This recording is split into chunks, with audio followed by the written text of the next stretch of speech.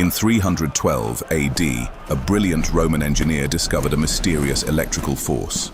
Through experiments with amber, bronze rods, and the raw power of storm lightning, he unlocked something no one had ever seen before.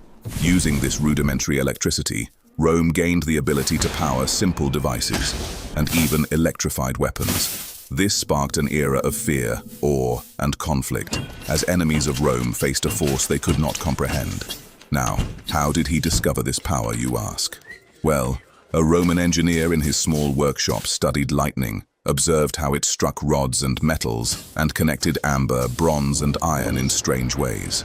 Sparks flew, rods glowed, and electricity was born.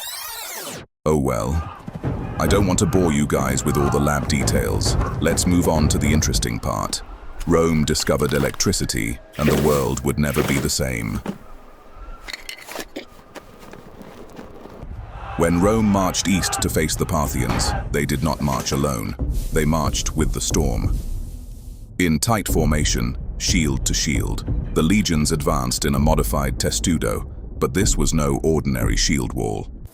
At the center of each cohort stood a device the engineers called the fulmen pilum, a heavy spear tipped with bronze prongs, connected by thin copper wires to a small hand-cranked generator worn at the soldier's waist. Crude, mechanical, entirely Roman.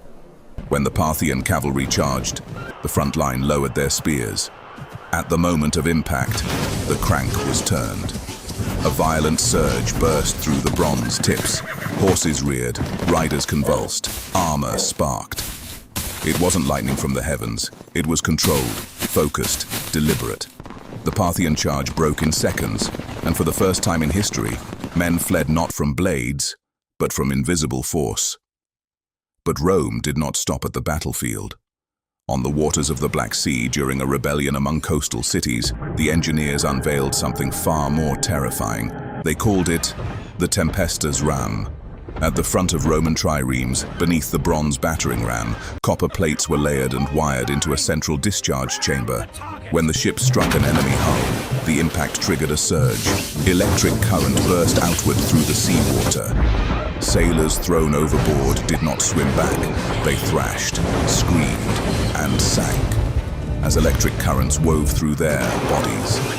Enemy captains ordered distance, oars froze, fleets scattered. The sea itself had become a Roman weapon. But perhaps the most devastating use of Rome's new power came during the defense of its own walls.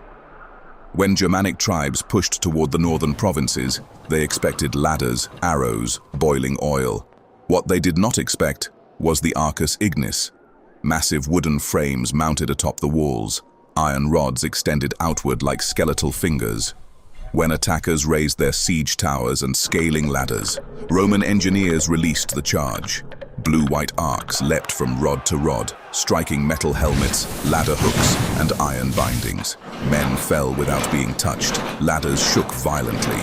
Entire assault lines collapsed. Some swore Jupiter himself was defending Rome. Others called it witchcraft. Word spread faster than any legion. Rome did not merely conquer with steel anymore, it conquered with fear. Enemy commanders hesitated before charging. Scouts reported glowing rods atop walls. Cavalry refused to ride into shield formations. For the first time in centuries, Rome possessed something beyond tactics, beyond discipline. Rome possessed the storm. But Rome's greatest enemy was never beyond its borders. It was within. Ambition and greed took over. Rome had conquered the known world. From the Parthians to the northern tribes, its legions were unstoppable. Cities fell, armies scattered. The storm itself answered the call of Roman discipline. But while Rome marveled at its own power, civil wars erupted within the city walls. Emperors vied for the storm. Legions shifted loyalties. Provinces strained under the cost of maintaining the devices. And in the midst of this chaos, somewhere beyond Rome's gaze, beyond the maps of the empire, a kingdom, a tribe, a people unknown, was quietly building, studying, waiting. They had discovered something far greater than Rome's storm, a weapon unlike anything the legions had seen, a force that could rival the lightning itself. And they waited, watching Rome's triumphs and its follies, waiting for the perfect moment to strike.